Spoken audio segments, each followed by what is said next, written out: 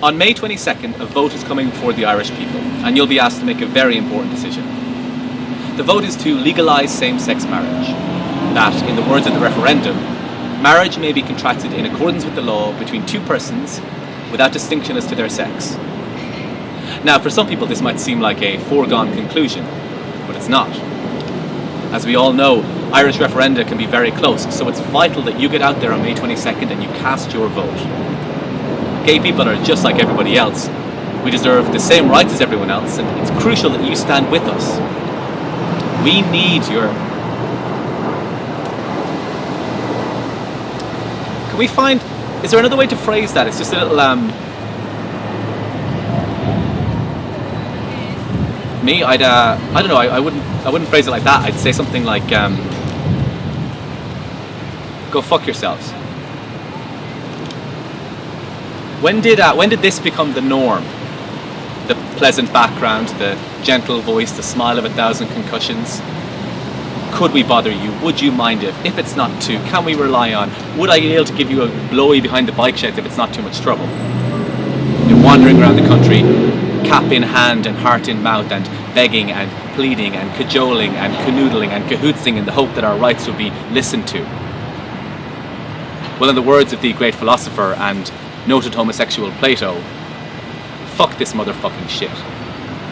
Because here's the thing. I already played this game.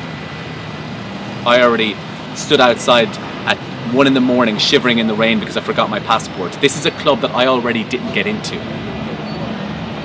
So I find it a little bit difficult to get impassioned, to get worked up, to quell the unbearable cloying antipathy that floods through my veins every time someone asks me, are you so excited and terrified and thrilled about this great choice that this great nation has been given?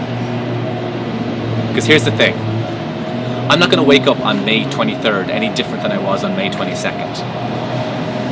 I'll not want to burn Grafton Street to the ground, so I hope it passes, but for me, for others, for most maybe, I don't know, the damage has already been done.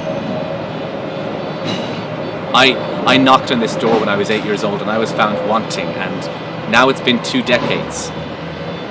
A referendum isn't going to wash that away. We're not dealing with resolution or restitution or reparations. We're at best dealing with a vague apology. And do I feel like canvassing a nation for that? That's the thing about apologies, is that they don't land half as well if you have to beg for them. So when I'm asked if I'm excited and terrified and get out the vote, we'll see above re Plato. And while you must be impassioned, you must be too impassioned, because we need the right kind of energy, the right kind of mood, the right kind of gay. Gay people are just like everybody else. Oh, please do bend me over a barrel with that one. Thousands upon thousands upon thousands of years of oppression, and now everybody act cool because the heteros are watching to check if we're normal enough. You know, I know an oxymoron when I see it, and I like my gays like I like my coffee. The result of centuries of systemic abuse by those in power. So when I see Breda and Ronan and David mount that stage and wave that flag, do I feel like an honest debate and an honest set to by Queensberry rules? Do I fuck? And do I feel like saying the unsayable? Do I feel like uttering the eminently suable? Yes, I do. Homophobes? Yes. Bigots? On a good day. But the thing is, when I see them there, standing there, with their crucifixes clenched tightly between their thighs, I want to scream at them, you have blood on your hands. Because when you say to us that we are sinful, or that we are different, or that we are equal up to a point, we do not just sit and ruminate on that. We kill ourselves.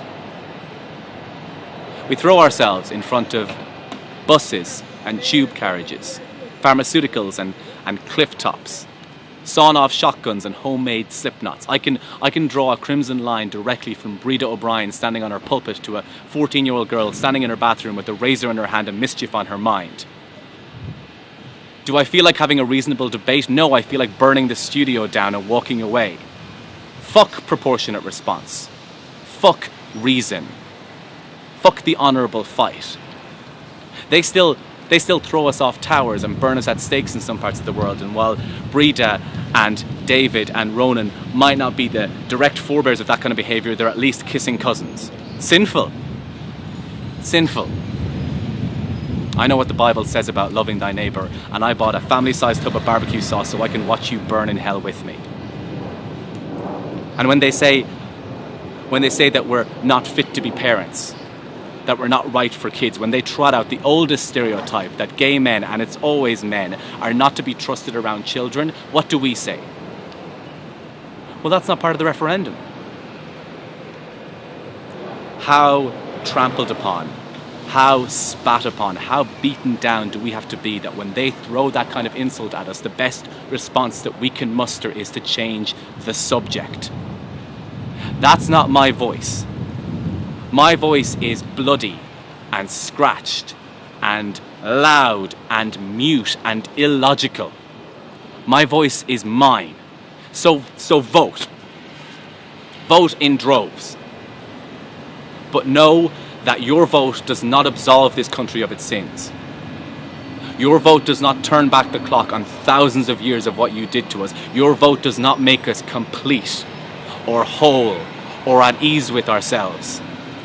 Your vote does not make me more or less of a man than I already was. I do that. I do it. I do.